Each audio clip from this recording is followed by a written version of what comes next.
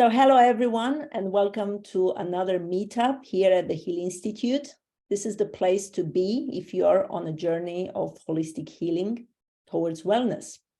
So in these meetups, we talk to our therapists. We find out about the type of therapies they practice. We find about their point of view on various subjects that we tackle here at the Heal Institute. For instance, this month, we were looking at burnout and how to move from burnout to balance. But about this in a few more minutes. Before that, I'd like to say, you probably know me by now. I'm Roxana Valer, the founder of the Heal Institute. I have here with me tonight a great medicine man from the Andes, Cristhian Cadenas. I'll introduce him in a second. And this is following a classic meetup structure where we talk about the subject, we talk about a type of therapy. Our guest speaker shares with us his experience and points of view. And you are welcome to ask questions for those of you who are live here, or if you are not live and you're watching this recording, you're welcome to ask us in the chat, in the circle on the platform, and we will get back to you. So a little bit about Cristhian. I'm sure he will say a lot more about himself, but I'd like to say how we met, because here at the Heal Institute, we only invite people that we personally know and trust, and Cristhian is definitely one of these people that I trust very much. And he's amazing in what he does. I met him through the Four Winds Society, the leading shamanic institute in the world, where we both graduated as energy medicine practitioners. I think Cristhian's a few years ahead of me. And then I personally worked with Cristhian, and I can testify as to the efficiency of his methods, amazing methods. And then we met in Peru last time in September 2021. And here tonight, here we are again, talking about how to move from burnout to balance, talking about shamanic energy medicine, a subject very dear to both of us, and talking about holistic healing, wellness, and living life well, which is what we are trying to help everyone to do with the Heal Institute. So thank you for being here tonight, and over to Cristhian. Hello, thank you for having me here today to share a little bit about this magical experience that I have been blessed to receive, to stumble upon this, because I started this journey for myself a long time ago. I had served in the US military for 14 years, and life had taken a toll on me. I was extremely burned out. My adrenals were pretty much blown out. I was exhausted. I was angry. I felt like the world was against me from the beginning of my life. And I felt like there was nothing that I do, whether it was medication or pills or that would work for me. And the last year I was in the US military, I was overseas, and I tore my knee up, and I just needed a surgery to continue my career, which is what I have been working for the entirety of my life. I just wanted to become a US Marine officer and carry on with that. And so I have gone completely off balance in my way of existing. I had no place for emotions in my heart to have compassion for others, and I just became so burned out. It was so intense that my physical body was breaking. My hips would hurt, my neck, and I was in constant physical pain, and I didn't know what to do. The last time that I came back from overseas, I ended up at the Wounded Warrior Battalion, and it was sad for me to see the space and the place in which they treat every soldier, if you will, after, when they're of they can be of use in a battlefield or in that capacity. So I got to spend some months living in the Wounded Warrior Battalion with many young men and women that were casualties of war, missing limbs. And really what I became aware of was there's just something missing in their eyes. It's like they're not there. Their families are coming to visit them and they're checked out. What's that, right? And it didn't matter how many pills. And that was really sad for me to see, because they walked around with bags of different painkillers and different things to cope with the situation, but there was never progress. There was never progress in their mental attitude and their returning to the hope of life. And that created a bigger need within me, because I failed as a staff sergeant, that I felt like I had failed my troops, because what I observed was what we're doing for them is not working. It's just putting them in more depression. There's the rate of suicide was so high, and there's nothing else other than a hotline with someone to talk about. And so it brought me down to my knees. And for the first time in my life, I felt like I became unselfish.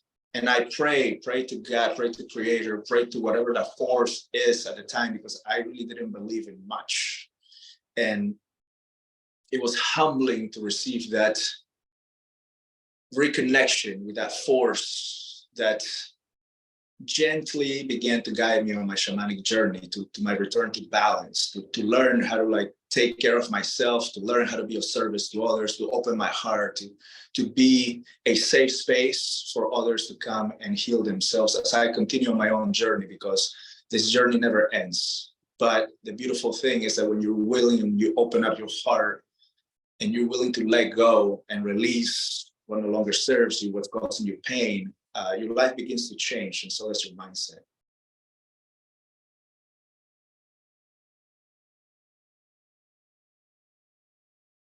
Amazing story. I think there are few people who can say that have seen realities of burnout to this level of details that you just explained. So, wow. So how does shamanic energy medicine meet surgeons from the United States Army? Well,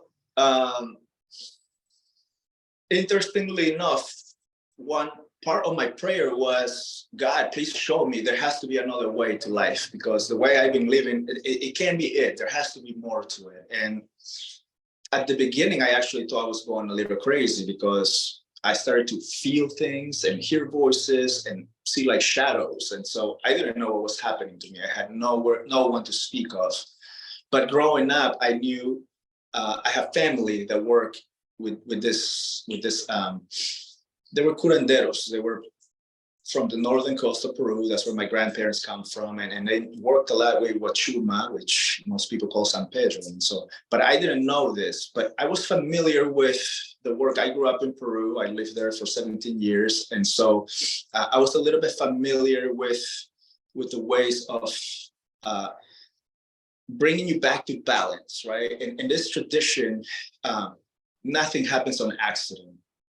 There's a concept called Aini, and the Aini is a word in Quechua, and in the language of Quechua, it's an oral tradition. So but this particular word Aini, right? It has several meanings, and one of them is being in sacred relationship with all of creation, right? It's not about just taking, or giving, right? There has to be a sacred reciprocity in every interaction. We want relationships to be nurturing. And so from the perspective of this tradition, want to be in right relationship, because to the Quero shamans of Peru, there isn't a difference between being killed by a jaguar or a virus, right? One is not bad luck and another one is disease.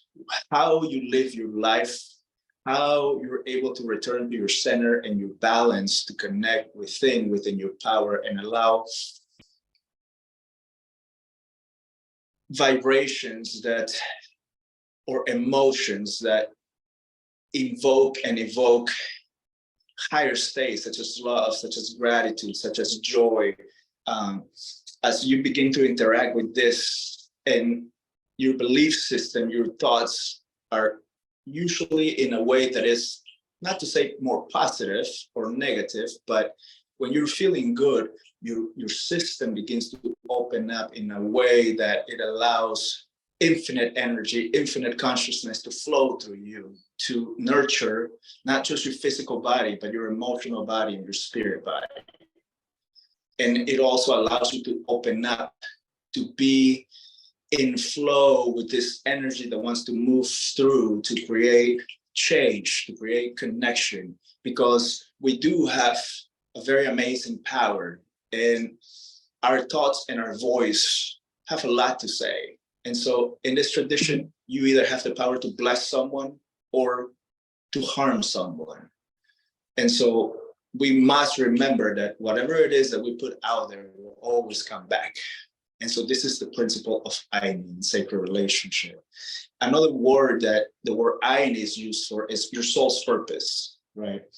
Working a 9 to 5 may not necessarily be your soul's purpose. It is beautiful when you can thrive in following the path of service to others and following your soul's call, its highest call and its highest expression in this life. And when you are able to connect those two, life seems to continuously be working in your favor, like the universe conspires on your behalf. But faith is also important in this.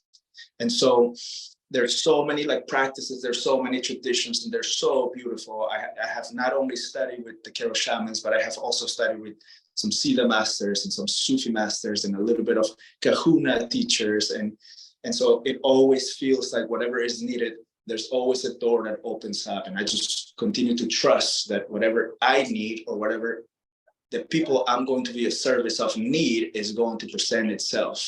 And we just need to have the energy and the willingness to show up.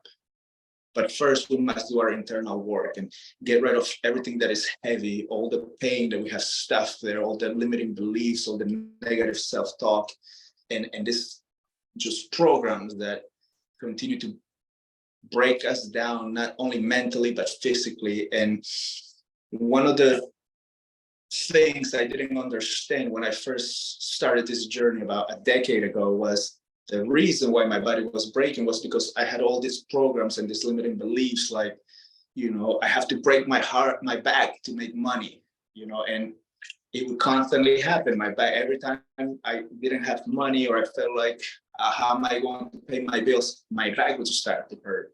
And so these are the little things that at some point we have to become aware and release those because they don't serve you. Yes, perhaps they protected you when you were younger and you weren't self-sufficient, but at some point we have to let go of those things that hold you back and keep you in a place that is a lot smaller and it makes you dream a lot less than what you truly deserve. Amazing. So letting go of the programs that no longer serves us would be key to achieve balance. Yes. And we also want to go from balance to be able to thrive, because it's not just about balance, right? The energies is always moving. It's never going to be 50-50, right? Because we want to balance our masculine and feminine energies. But the important thing is being able to, it's not like life happens, right? We're going to experience pain, we're going to experience suffering, things are going to come our way. You know, at some point, one needs to realize, do I want to be right or do I want to be at peace? Because you're always going to find a reason why you should be arguing, why you should be upset. But at some point, we have to let it go and own it, because, you know, as I found out in my life, usually when we save that anger or things like that, everybody else moves on, and the only one carrying the poison is yourself. So the sooner you can liberate yourself from that, the sooner all of your energy, all of your presence can be available to you to begin to create your own dreams. You know, there's like this saying in all the ancient traditions about, you are the one that you have been waiting for. And I truly believe that, because nobody else is going to do the work for you. Yes, we can show you, we can teach you, but at the end of the day, it does take some commitment on one's behalf and the willingness to do the work and show up. Brilliant. So we are our own teachers, our own healers in the end. How does shamanic energy medicine, the way you practice it, how does it help relieve people of these programs that they carry, of the burdens, of the belief systems that no longer serves them, and all of these things? How does it work at the spirit level or at the energy level? Yeah. Well, first of all, we have to understand that we have a whole system, right? It's not just physical and it's not just spirit, right?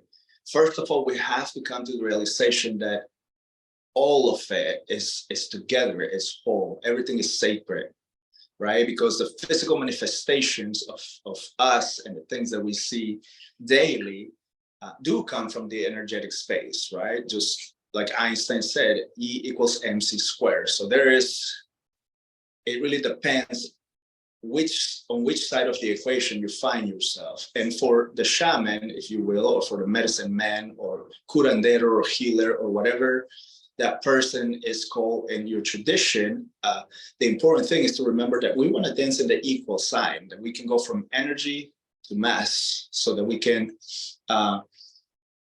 because energy cannot be destroyed, it can only change and it can be transmuted. So whatever is taking place in the physical world can be shifted into energy and reprogrammed to become something else. So one of the things my mentor always used to explain how we see the cosmology and the bodies, right? It's like those babushka dolls, like that's Russian nesting dolls where you have one inside of the other, inside of the other. So in this tradition, we look at the physical body is the doll that is all the way in the inside.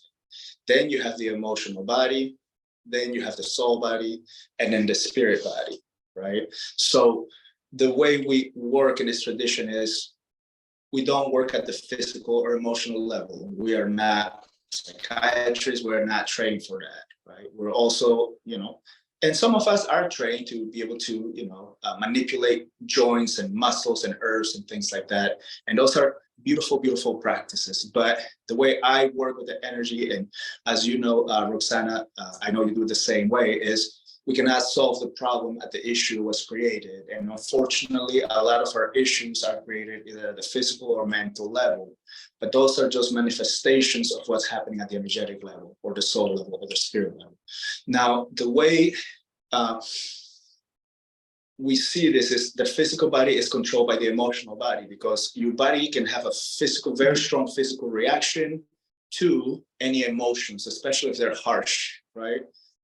You can make yourself sick just by creating that. So from that perspective, the energy flows from spirit, soul, emotional, and physical body. So if we want to make changes at the physical or emotional levels, we need to go above that. And then we begin to dig at the spirit and soul level. Like, what is this, right? Because thoughts have power. They do become solid constructs, right? Emotions, we create different contracts, and we can make ourselves sick by, sometimes there's this person that I knew a long time ago. Nobody would be talking about him, and if anybody would just look in that direction, this person would lose it and would try to fight everyone, because right, he thought like everybody was talking, and so like he would just get so angry, and then he would just be sick and make himself sick. And so that's not good. We have to let go of all those things. But from the shamanic perspective, we begin to look at, in the blueprint of the person, in the luminous energy field, right? The whole body, the whole energy, the whole aura stores all your memories, store your pain, your contracts, sometimes past life experiences and certain perceptions, because we don't just go after what actually happened. When you're young, a lot of times what happens is you perceive something the way you saw it and your subconscious stores in a certain way. It doesn't necessarily mean that that's what actually happened, but in your mind, and we need to begin to deconstruct that at the spirit and soul level. So we work through the chakras, we work through the meridians, and we just begin to read as you come for an appointment and begin to release and tune in. For instance, yesterday I worked with someone who had a dream about her mother and her father, and her mother was requesting that her father would be taken, that they needed to go together. And so it was just a beautiful, beautiful healing, because she was experiencing knee pain and hip pain, and they didn't believe in any of this, but they had tried everything, right? They went to the chiropractor, pain, and nothing could take this away. And so in rebalancing that, in healing certain patterns of abandonment, where all of the first daughters were given away either for adoption or things like that, and also on the dad side, creating different things of we don't want any children, right? And so bringing those two lineages into balance, a beautiful healing happened for them, because I was able to help her parents transition and go together. And she has so many signs, because the following day she had dreams with them that they were happy. And then she found a black feather and a white feather, and to her, that meant the balance of both of her lineages coming together, as well as the pain subsiding. So it's just a beautiful, magical world where you don't know what you're going to encounter. And that's what brings the passion to be of service, because even from session to session, sometimes I don't know what's best, but in staying available and present for what needs to happen, not what I think should happen, and holding space. Because the whole purpose of this is being able to create a sacred space for the client, the person, to have a direct connection with Creator. And it isn't about the healer, but it's just about how impeccable of a space a healer can hold for someone to tune into their body's own wisdom to heal itself. Yes, beautiful. Again, we are our own healers, and we as healers only hold space for people to get in touch with something bigger than them, and that works through them and through us and through all of us. How beautiful. Yes, and so that, as I work with Alberto, and, he trained me to take groups to the Holy Mountain and things like that, I took my own vow, because every time I went to Peru and experienced this, it's just, no matter how many years I went, amazing things happen, because the work don't just happen there. Yes, we do have an amazing time. We do go to all these sacred sites, and we work with the shamans, and we get all these blessings. But the most amazing thing that happens is after, when you come back and your energy reintegrates and begins to change your whole physical reality.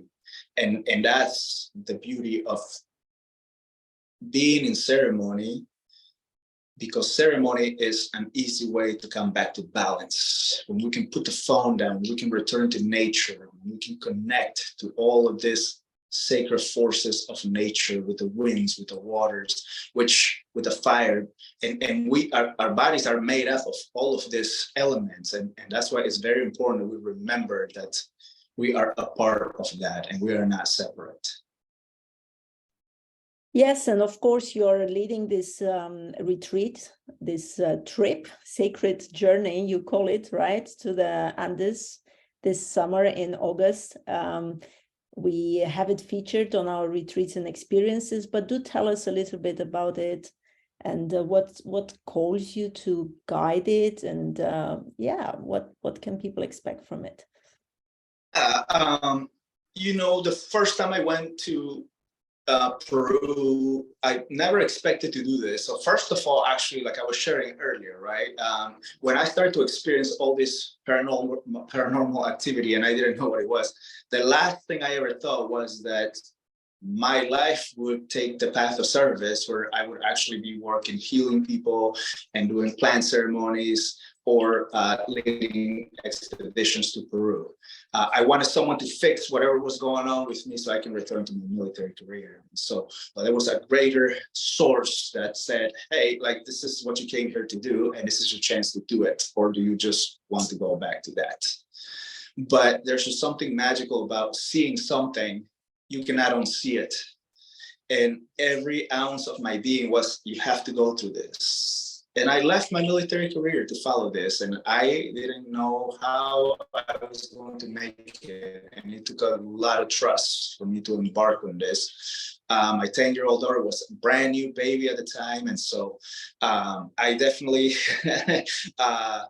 I definitely took a big gamble there, but it never felt like a gamble to me. My faith was just unquestionable. My belief that everything that needed to happen was going to be in divine order. So for me, it was the gratitude to be able to connect with my own lineage, to have the tools and the experience to let go of so much, because I had my own addictions, my own pain. I was so angry. I was always fighting with people, and I was just completely miserable. And I didn't even know what the point of life was. So from that perspective, my heart felt so much gratitude for the way my life changed so drastically. It was so palpable because, again, I didn't believe in anything. I didn't believe in anything that I couldn't touch that was solid. Everything else was BS for me, and I would make fun of things like that. I'm going to be honest, until those things started to happen to me in such a powerful way. And so the first time that I led the trip to the holy mountain of Sangate, I got really sick. And I didn't think I was going to make it.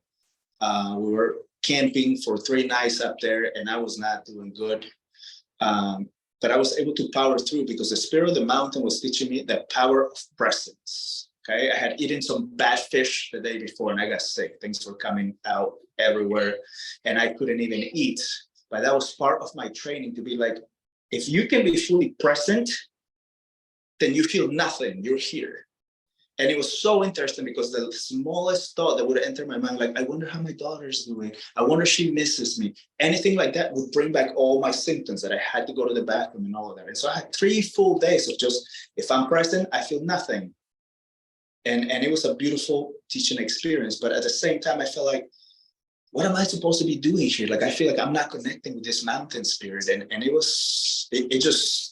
I had a little pity party for myself because I remember getting out, I think it was the second I walked out of the tent, and I was like, why won't you talk to me? Like, I don't feel your presence. I don't know what I'm supposed to be like guiding. And all of a sudden I felt this rumble, like, oh, the whole mountain started shaking. And it was 2 a.m. and I'm in a t-shirt and I'm wondering, like, why do I feel so warm? So I got a little scared. I'm not gonna lie, because I was like, I feel something's happening. So I sort of went back into my tent. And I remember touching my sleeping bag with my fingers, and it was like everything would lie in this golden light. And I had not taken any medicine or anything like that. And to me, that was so powerful. And all of a sudden, I closed my eyes, and then I started to see. I have heard Alberto mention that the spirits of the mountains are archangels, and each tradition has their own archangels in their sacred mountains. And as I had my eyes closed, I could see this being coming off of the mountain, and it was massive. And I started to hear this sound like helicopter blades, and it would go like around the whole valley. And this is maybe like 3 a.m. There's like nothing happening. We're up in the 17,000 feet. There's maybe 10 people there that live there and nobody else. There's nothing else like that happens. And as that was happening, I started to feel my solid skin become like dust. And it was so powerful in transformation because I didn't know what was up or down. And then I heard a voice saying, is this what you wanted? And I didn't know how to answer that. But the thing happened twice more. And I remember after I came back, it was so undeniable. And there was a few people in the group that were trying to figure out what the sound was. I had my own experience. They had their own experience, and you get exactly what you need. But I knew for a fact that because what Alberto has shared with me about, he said that the mountain of Sangate is the holy mountain and it's the rainbow keeper. The ancestors believe that this mountain is the entry point, at least from our tradition, where souls enter and leave this physical realm. Now, in this tradition, normally there's usually an auto messiah, which is a shaman that works very closely with the spirit of that particular mountain. They do offerings, they pray for the mission. And so the mission to go there the first time was to ask for the medicine to continue to be available with us, and that the Rainbow Bridge remains open so that we can fully access this gift of the ancestors for this tradition that I have seen grown so much in a very powerful way, and how it changes people's lives. And so when I went there, I was asked to take a vow, and my vow was to continue to bring people on the sacred pilgrimage so that we may continue to pray that this Rainbow Bridge remains open so we can access the way of healing of our ancestors. And that's what inspires me and makes me committed. It ignites me taking groups to experience this. And it's not just the Holy Mountain, because we do go to so many sacred sites to do ceremony and connect and ask for the gifts and the blessings. And 13 days of doing that, I know I have seen it over and over, how potent and how transformational it is in people's lives. Yes, beautiful. And I can also testify that Mount Ausangate is a one of a kind. I remember trekking the mountain, and it wasn't with Cristhian, unfortunately, because our timings didn't align on that trip. But I was there with my husband, and all of a sudden I saw a face carved in the mountain, and because I was trying to connect, and I was feeling, I can't connect, I don't see anything. Why are people so obsessed about this mountain? What's happening? And then all of a sudden I saw the face, and I remember I even posted it on Facebook saying, who can see a face in this mountain? But it was so clear that people could see it from my Facebook post. And yeah, it was beautiful. When spirit shows up like this, it really touches you and it really opens you up. So yes, I could only say Peru is a magic land. If you go to Peru, make sure you go with someone who can help you have an authentic experience and be in ceremony, because being in ceremony is different than being a tourist. Being a tourist is seeing it from the outside. Being in ceremony, connected to the land, is seeing it from the inside. And I'm sure Cristhian is one of the best people to do this. So this is my little support of Cristhian and his trip and the wonderful work that he's doing. I want to ask you, Cristhian, coming back to burnout, what advice would you give to someone who is right now, today, really struggling with burnout? Maybe they work too much, maybe they have too many commitments, they don't know where to start, what to do. What's the easiest they could do from your point of view? Because we're obviously talking about energy here, but where do you think they should start? Yeah, so I prepare a little process that somebody can do. It shouldn't take very long, maybe 10, 15 minutes. And I trust that if you do this every morning when you wake up and before you go to sleep, if you do this for 30 days, your life is going to change drastically. Now, when I am in a pinch, what I've learned from facilitating so many Wachuma ceremonies is what the grandfather always teaches you is return to your heart, okay? So we will go into the little practice journey in a little bit, but the first thing is always, right, when we feel overwhelmed or we feel like we're going to snap, it's your energy, your heart, your being feels like it's not being honored, that you're not taking time for yourself, right? And it's easy to blame others, like, oh, because they want me to do this, but you have the ability and responsibility to yourself to slow down for a moment. And the fastest way that I've learned to slow down is to bring my hands to my heart just for a moment and just take a deep breath. And then I will ask myself, what do I need right now? What do I need? Because there's a need there that is not being met in this moment. And sometimes it could just be like acknowledging yourself, acknowledging your heart, okay?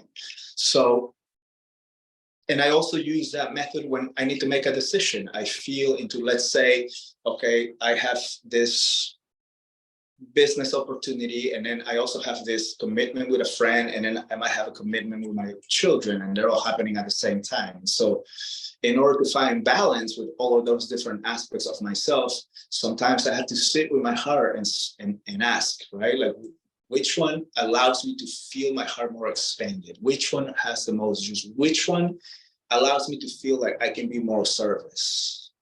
And then other things can be negotiated, right? And so it is important to follow, because you will feel a distinct feeling when you feel into your heart and something's not good for you, or every ounce of you being rejected, you're going to feel like a contraction, like you can't breathe or something, right?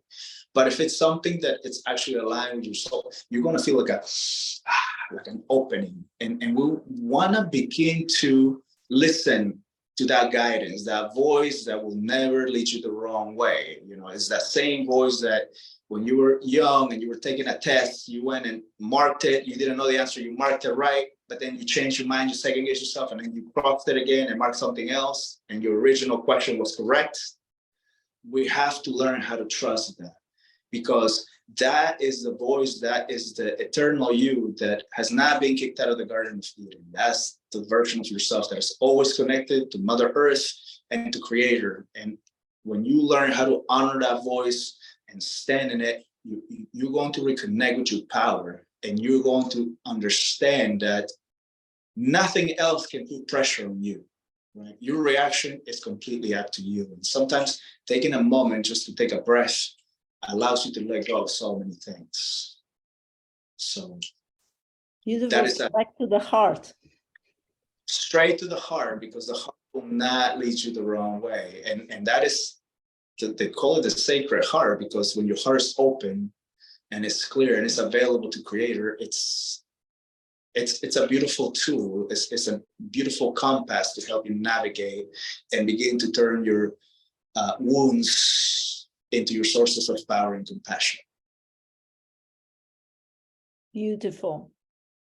And the practice you were mentioning, is this one to connect to the heart, or was there another practice?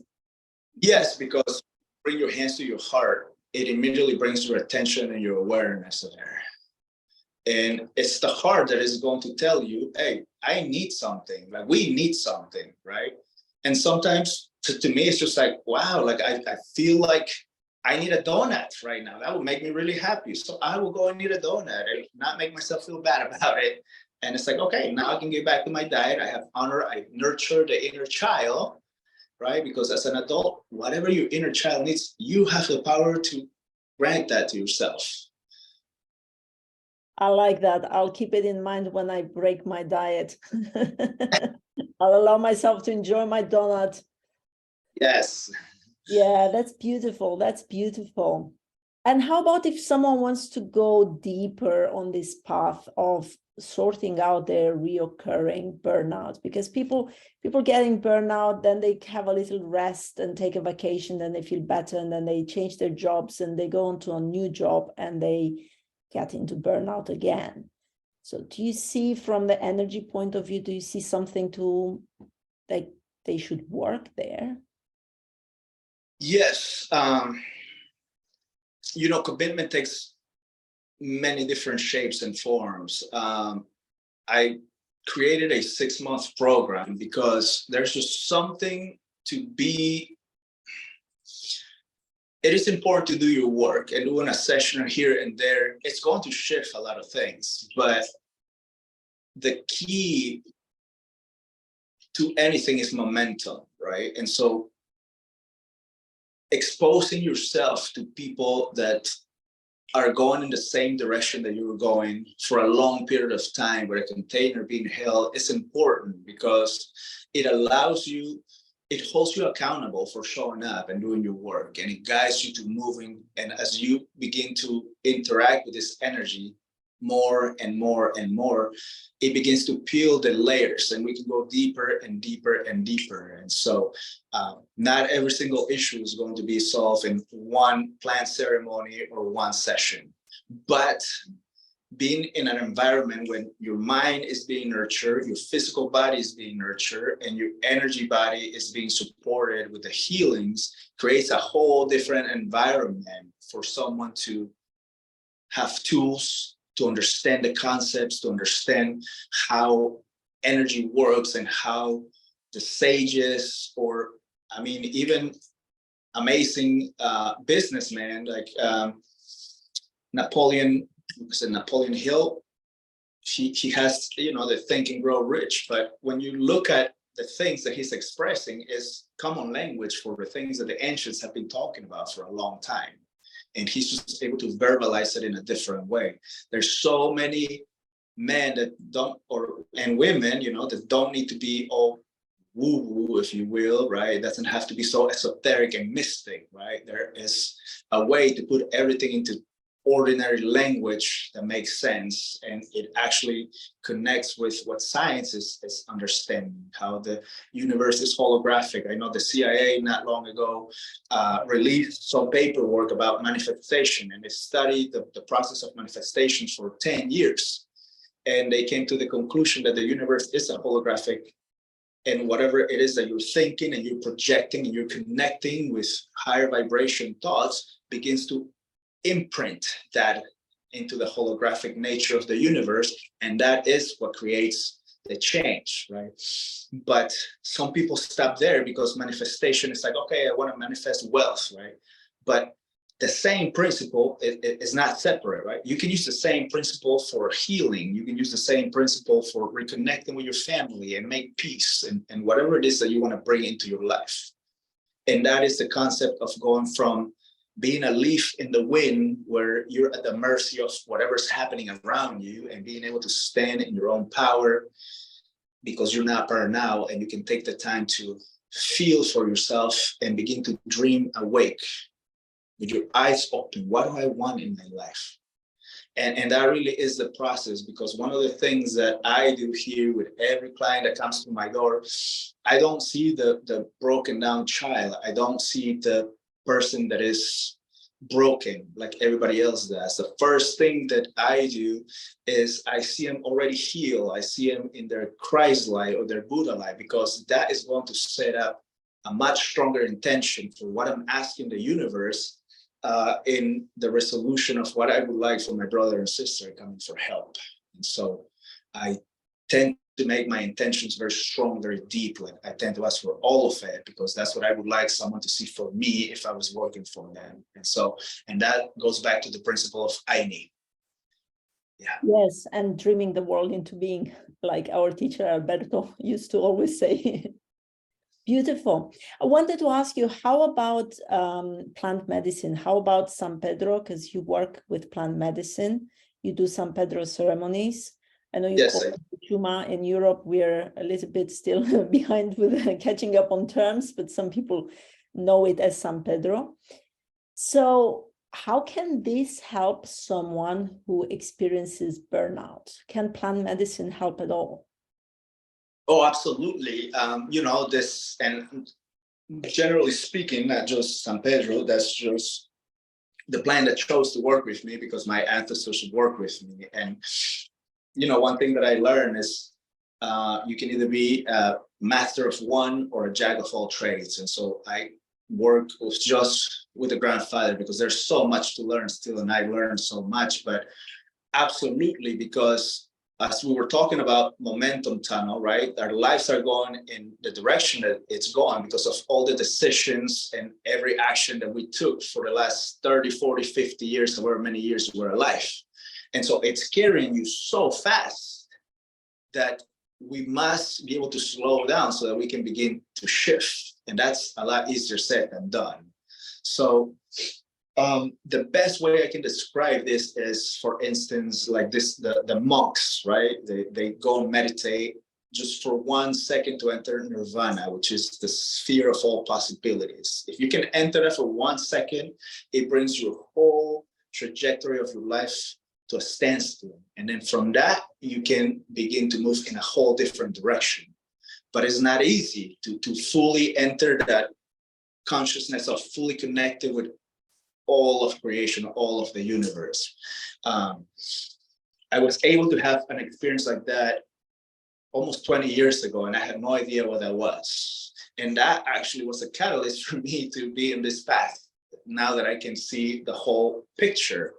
And it was a beautiful experience. I never expected to work with plants, but working with the grandfather, one of the things that was beautiful is that how much it slows down your brain, because even when you're meditating and you're doing these practices, you think like, oh, I've slowed down. One of the things that the grandfather shows is that you can always slow down more, and you can perceive a lot more the more you slow down and drop it into the heart. What the plant allows you to do is it helps you unplug from consensual reality, right? Like the phones and all of these things that keep you separate. And as you are in nature, your heart opens, and it's your sacred heart that opens, and you realize that you're not outside of creation. You are part of creation. Creation flows through you, right? And that's a major experience, because one thing is to understand it here, and a different thing is to have an experience of what that is like. Because when you have the experience that you are part of creation and you own that, now you also have the power to begin to shift creation, because you're a part of it. Because as long as your mind thinks that you're outside of it, you have no power to influence it. And that's one. And then the other thing, it's shown scientifically that it also rips your neural pathways, the ways neurons have fused at a young age, that creates your patterns, the way you are. And so this plant begins to rip all the cells as you let go, and you begin to process everything that you don't remember, your traumas, and it allows you to let go of so much in such a short period of time. So your life transforms instantly. And everyone that comes to this ceremony is like always tries to look back for that part that left, and they can't find it anymore. And it's so beautiful and amazing. And the last thing I want to say, about the grandfather is like one of the biggest teachings that it shared with me. And I love sharing this with people because it showed me how the reality that we perceive is so distorted. It's actually inverse, right? Because my nugget was so hard, and so it's like, okay, like everything's outside of me, everything is in front of me.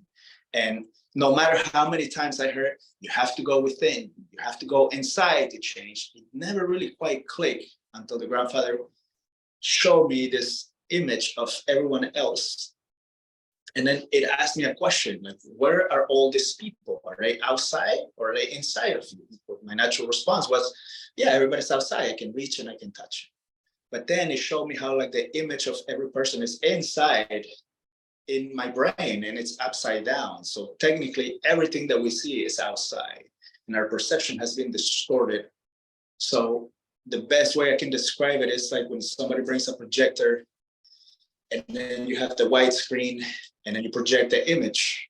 So we're so crazy that, I mean, if we were to see somebody go onto the white screen to try to change what's being shown to everyone in the presentation, we would think they're crazy.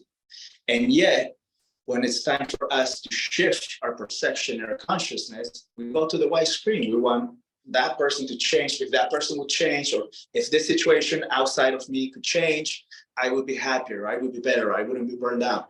But it doesn't happen that way, because we're going to the wrong place to change it. And that's when it actually hit home, the fact that all these masters, all these teachers that go within. And then when that was reprogrammed for me, I was able to be of service to people a lot more, because I was able to tune in into a different way and actually connect with universal law, and universal law has to follow that. So it was a beautiful experience. And that's why I love the shamanic path, because it's not about dogma. It's not about if you do this, if you do ABC, or if you fulfill this list. No, it's about experience. Because once you experience something, yourself receive it in a different way, that when you speak, it carries power. It has the power to plant seeds and change people's consciousness, which makes a big difference than when somebody reads something and they're just reading at you or talking at you. It has nothing behind it. So the shaman's work is to be able to create a sacred space where you can have your own experience. And when you have your own experience, nobody can take that away from you. The change is permanent. Beautiful, beautiful story, Cristhian. Thank you so much. I think we can all relate to this example of trying to change the presentation that's being projected, and actually it happens in there. And just a note to say that when Cristhian refers to the grandfather, he refers to the plant of San Pedro. This is how it is traditionally known as the grandfather.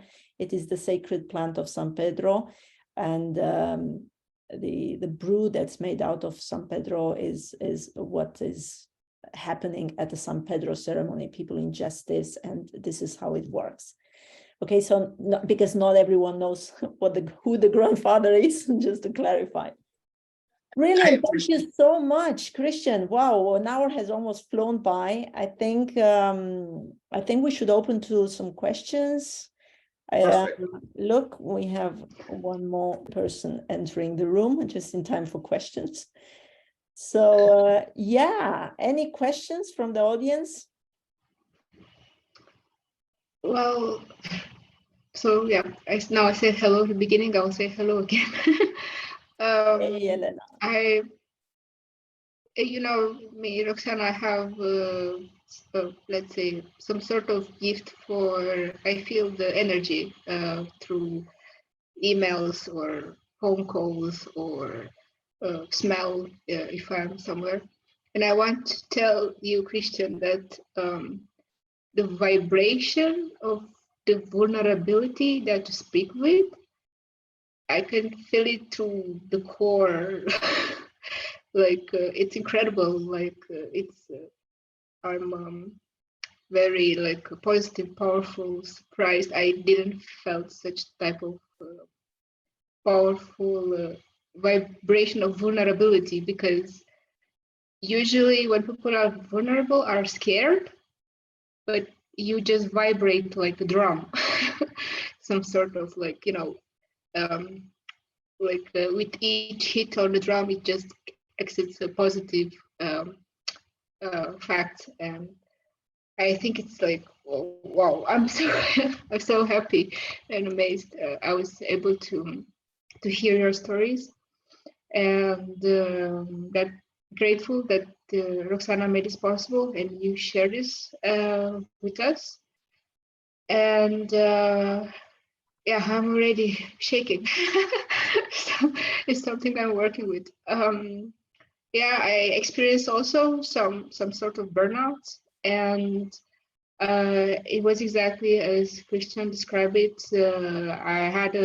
I like to call them episodes when nothing worked, like medicine, friends, positivity, and nothing worked.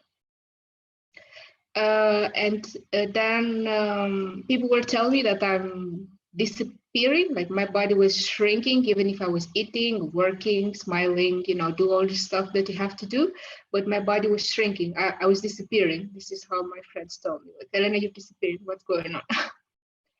And then I had to talk with myself, and I realized that I was doing things because I had to, or I must to, but I was not like taking the gratitude of a new day, the gratitude of eating, the gratitude of having some juice, water, or coffee.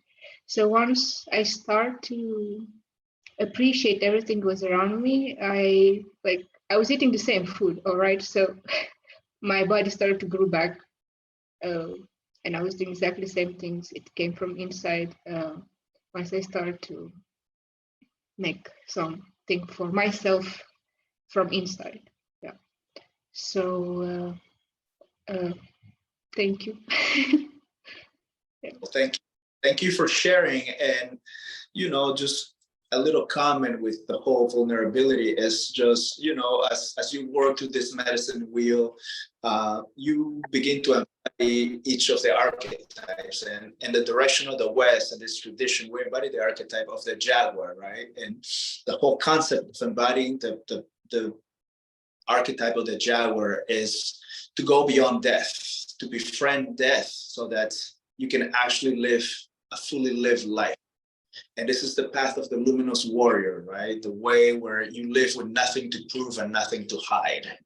And if I feel very certain about my energy, and really my whole purpose is to inspire those men and women that vulnerability is not weak. And if whatever my journey is resonates and it helps change one soul's life, then I've done my job, because I didn't hide because of what somebody else might say, because I am certain about my experiences and what I've come from and everything that I had to live, that nobody can take that away from me. Whether they believe it or not, that's their issue, not mine. But I will continue to speak for those that still need someone, just like I needed when I was younger. I had people that spoke and mirrored that and showed me what the embodiment of a medicine person looks like. Beautiful, Cristhian, beautiful. And I agree with Elena. It's been really wonderful to hear your experiences. And thank you for being so open and for talking about your personal life and experiences and what medicine, shamanic medicine, really means for you. I think we all live from this encounter with a lot to think about, and the example that you gave us to simply connect to the heart, be in your truth, and live from there. And then, like you said, Elena, too, life changes. You may eat the same food, you may do the same things, but you are in gratitude, you are in your core. And this is when magically what gets projected on the little on the little screen changes. Wow, So amazing. Sorry? how much time do we have left? We have left, we have done an hour, but we don't have any hard stops, so go for it. No, I just want to, if there's no other questions, I would like to gift everyone this little process that will take maybe 10-15 minutes so they can do a little journey. Okay, cool. Yeah, sure. I don't know, anyone else? Raluca, do you have any questions? No, thank you. Thank you very much. Thank you, Raluca. Thank you for being with us. Thank you. I'm happy to stay and wait. Sorry, I can't really hear you. No, I think we're good, Cristhian. I think you're good to go with a gift. Okay, all right. So I'm just going to invite everyone to just close your eyes for a moment and take a deep breath. And just for this moment, give yourself permission to release the day, your thoughts, and just surrender. And as you have your eyes closed, I want you to see the number 3 a few times. In your third eye, there's 3, 3. And I want you to allow this white light coming from the earth up your feet, and just bringing awareness to your feet and up your ankles and your legs. Just relax. Let go of any burdens, any heaviness, any resistance. Coming up your hips, your low back, your stomach. Let go of any knots, any heaviness in every organ in your belly, your upper back, your heart. Relax your shoulders, your arms, your fingertips, your tendons, your neck, your jaw.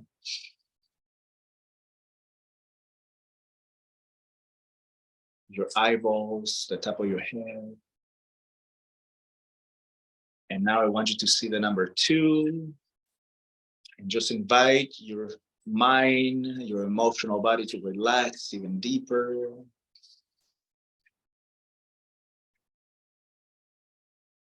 Now I want you to see the number 1 and surrender completely. And I want you to see yourself in your power place, whether this is in the ocean, in the stars, in the mountains, whatever sacred place for you. See yourself there, connecting to the forces of nature. Open up to spirit. Call in all your guidance, all your protectors, your infinite self, your spiritual parents, lineages that you belong to, call on Creator, call on the Spirit of the earth. Open up. And as you sit there, I want you to see yourself in your healed state. Just for a couple of minutes. No pain. Everything that you dreamed of. Let all your sorrows go. See yourself joyful, grateful, thriving in life, being fully connected to others, to the earth, how your presence brings joy and gratitude and healing to others.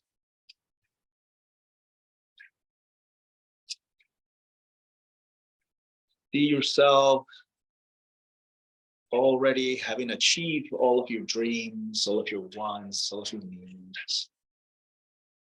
And now I want you to begin to magnify this. See if you can allow yourself to feel this more and more.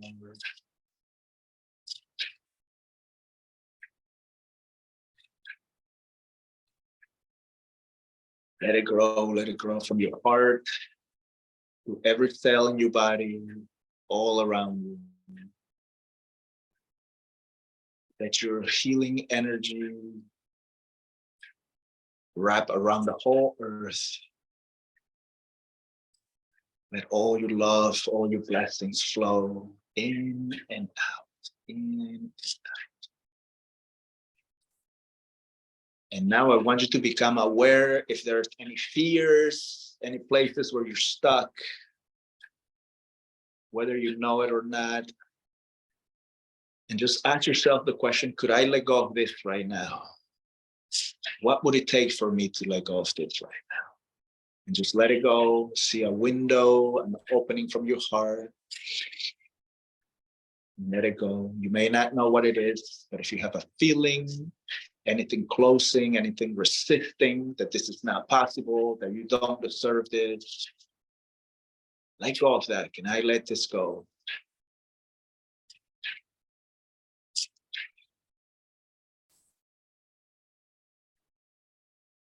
And lastly, I want you to let go of the need for all of this to happen, even the attachment of all of those. Just release that for this moment, free yourself.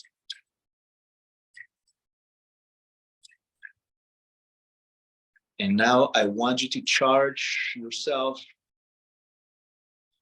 with gratitude. Think about 3 things that you're grateful for in the last 24 or 48 hours. Perhaps it's the roof over your head. Perhaps you did well in business this week. Perhaps it's just someone that offers you unconditional love and support. Magnify this. Fill your heart with gratitude. Feel your whole spine from head to toes with gratitude. Let this gratitude envelop your whole body, all around you.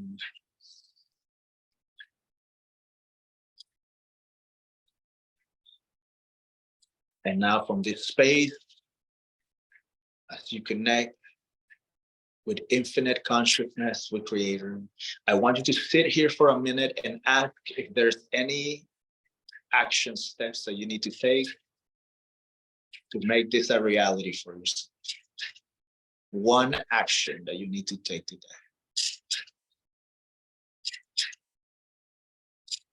And just let it come naturally. If it doesn't come right now, it might come to you later. It could be in the shower when you're not trying so hard, but just,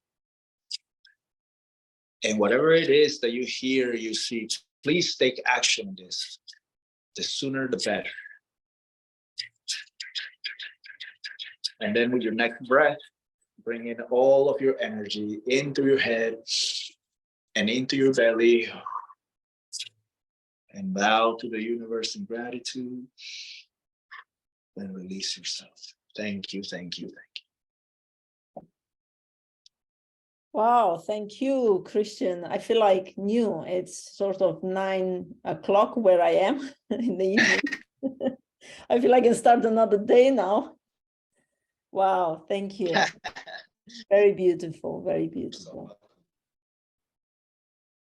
Yeah, I think on this note, I think we're ready to wrap up tonight. Thank you again, Cristhian. It was a beautiful way to end the talk. And thank you for all your insight on burnout and on energy medicine, on Aini and balance and vulnerability, and what it means to speak your truth. And look, you get a red heart. Thank you so much. And thank you everyone, Raluca and Elena, who've been live with us today. And thank you everyone who will watch this recording. Please feel free to check out Cristhian's page. He's one of our therapists. You find him on our online clinic. And definitely check out the retreat page where you have all the details about Cristhian's upcoming trip to Peru. If you ever thought about going there, and if you want to go there in an authentic way and see more than you will ever see as a tourist, this is your opportunity. Not because it's a sales speech, but because I really believe it. So take a look, come back to us. As usual, you can post any questions you have in the circle, in the group, and we'll get back to you and see you at the next meetup. Thank you so much. Thank you too. Evening. Bye. Thanks. Bye. Bye. Bye. Bye.